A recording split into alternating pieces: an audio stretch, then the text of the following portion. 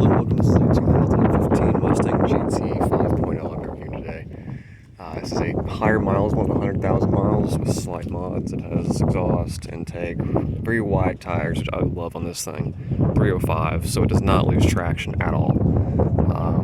It's a GT Premium, I believe, because it has the cooled seats and all that stuff, all that fun stuff. And yeah, honestly, pretty nice car. I think it just locked itself too, but have the windows open, so we're all good. And let's go and start the tour of this car. Right 100,000 miles in this GT. Pop the hood. And we'll start with the interior. So this is a 2015, so it's I think the first year of this body style. I don't know what it's called. I've done 2 Mustangs, new aged Fox body, but anything newer than 05 is really new for me. This car is almost 10 years old, and that's insane to me. So here's your start button. Starts the car. Gear selector, obviously automatic. Park and brake. This is sync 1, I believe. 3 auto vents right there. One on that side, one on that side. Of course, nice Mustang badge right there. Power windows, memory settings, window, mirror controls, speakers all around. Defrost vent right there. You have a lot of controls on the steering wheel as well, which is very nice. All your hazards lights are right there. Driver mode, traction control off. And even though when you put this off, it does not lose traction. It is such a nice engine. And tire setups where it does not lose traction. There's 305s in the back, and I believe 295s up here. You can just see how thick those are. I think I'm listening to this type. So as you can see, it's the 5.0 liter slug mods. So it's going to take right there, headers and all stuff. And let's go ahead and start it for y'all. Second. Yeah, we'll do it now. I'm in a construction zone right now, so I've been bothering people here before filming videos, but usually if you're just chilling in the car, they don't bother you too much. There we go. Obviously, no hood struts, the Mustang. My new Edge didn't have it, my Fox body didn't have it either. So let's go ahead and start it up and show you how it sounds.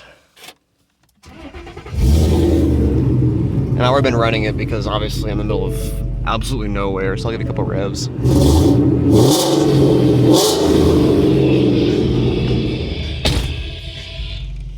With this car as well, no air conditioning, kind of sucks.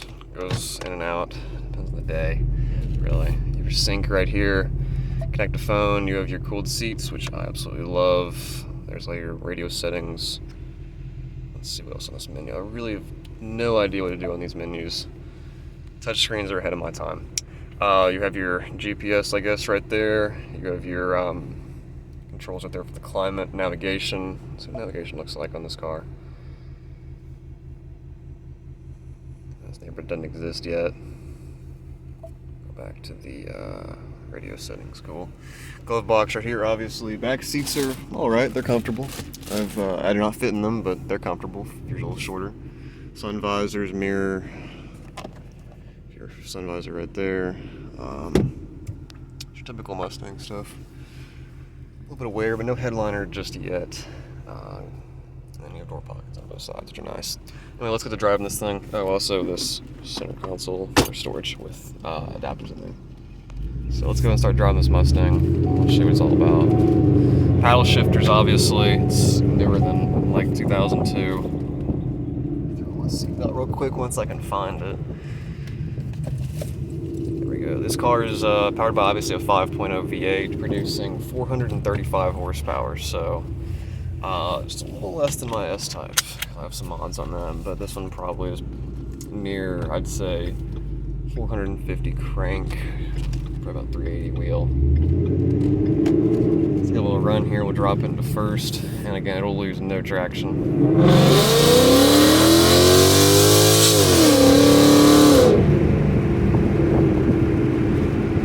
Very nice sound, obviously. This engine was also used in the Ford F-150 when my buddy had one of those. This is a lot louder. One of that gen, or the one after it. Let's go back into drive. There we go. Very nice car with 106,000 miles on it. Aftermarket wheels, obviously, because those tires would not fit on stock wheels, I don't believe. And I've tried to do this thing loose. It does not get loose. I have tried. But of course, those wider tires on this kind of car, it's incredible. Because I had a New Edge GT, it was an 02. That thing lost traction going on a corner at like 20 miles an hour, like a stoplight kind of corner, where you're not really putting that many G's into it. I mean, it was just really just driving the car, losing traction. Same with the Fox body. Fox was a little better though because it had like 185 horsepower. This thing having 435 is pretty powerful, and yet it doesn't have the problems of the older Mustangs that I've owned. And these cooled seats, I'll tell you, that is a miracle. I've never had cooled seats in a car. I've had a lot of heated seats. You know, I've mainly drive Jags, Mercedes, that kind of thing, but cooled seats is amazing. But anyway, we're about to get out to the main road here, so we'll show you what it's all about. Not all about, because I'm not gonna really abuse it that much, but we have a little more power than we did there. We're in a neighborhood right now. It's still being built, but there are people moved in here, so I don't want to really endanger anybody. On the main road, it's pretty empty. Also, the leather in this thing is immaculate. Like, it's so much more comfortable than most modern cars. Even modern luxury cars. I've ridden in some newer Mercedes, BMWs especially. They're not comfortable. I'd rather drive in this thing all day than I would an E46 3 Series. If you get, you know, a lower option car.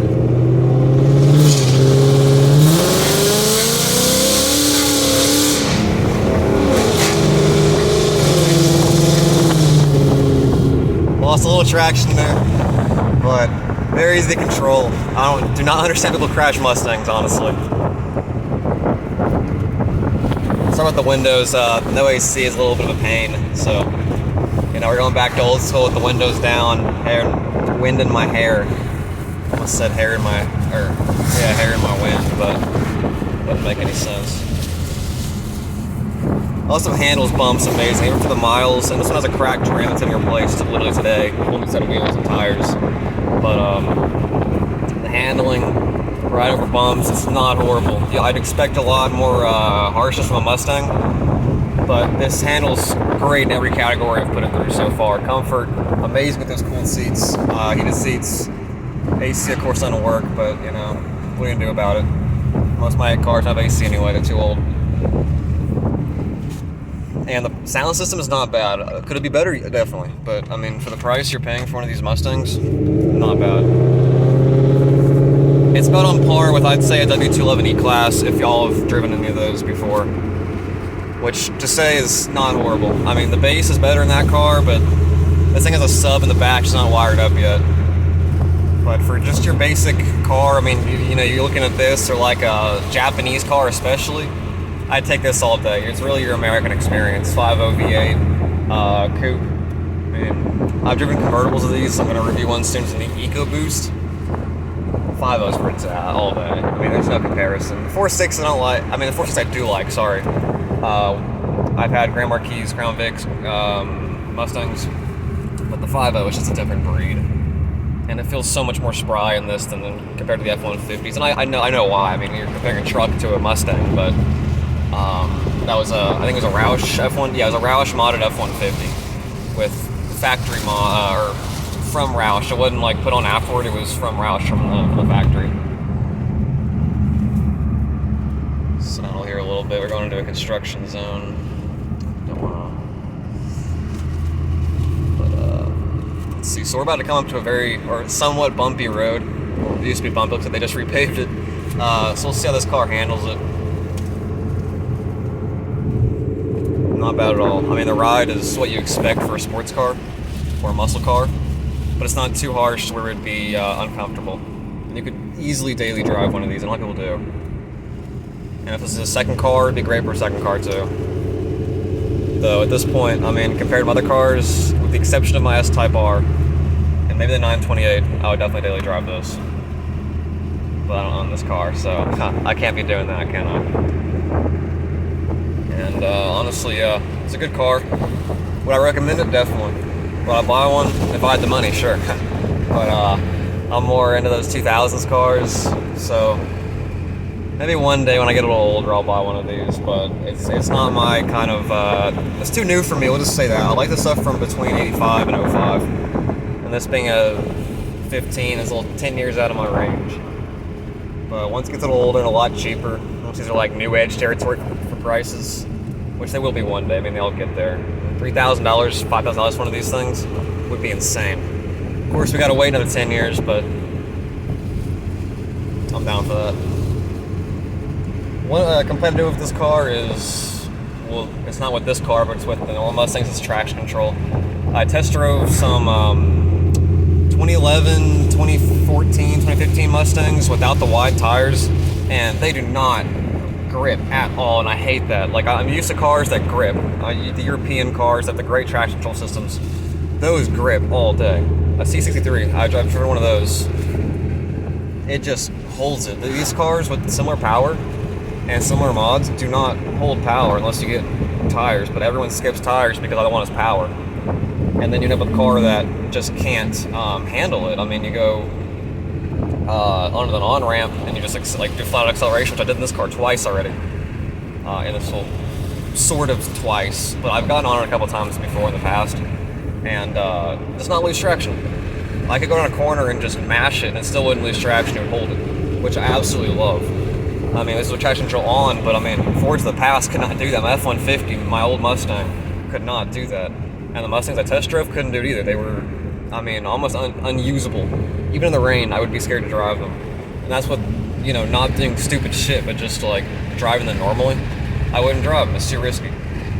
Comparatively, my Porsche, which is 84, and my other Porsche is 81, they hold traction. Well, sort of. One has bald tires, but when it did have good tires, it held traction. Those other Mustangs had good tires, still wouldn't hold traction. But, here's a bad bump, actually. Taking out at 50 before. 485 and on that bump, which is what I was just doing. Most cars would launch. This car actually kept the ground. I'm not sure on the weight. I'd guess around 4,000 pounds, maybe a little lighter. It's a very big car. I mean, look at that hood. It's just massive.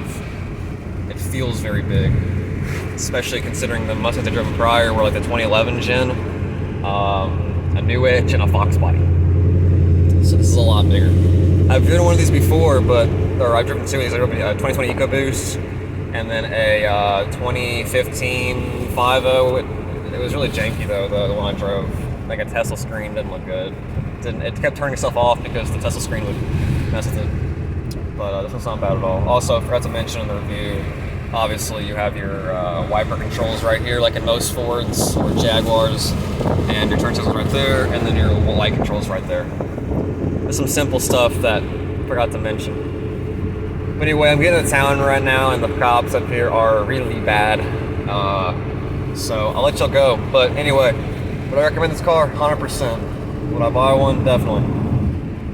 Even though it's a little out of my price range right now for one that I would actually buy, which would be a nice one with good tires.